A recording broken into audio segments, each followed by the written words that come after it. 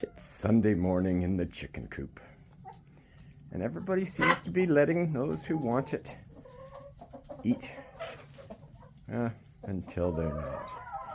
Tiny Helen and Cole were both in there enjoying. As long as nobody more important wants to eat, well, I should have spread it out a little more. Usually I do, but I just tossed it.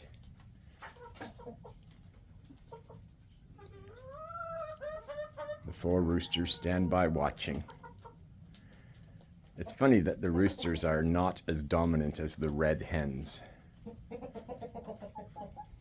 Maybe this one's gonna try. Yep. It's nice to see them all getting along, because it won't last for long. Somebody will pick a fight in a minute.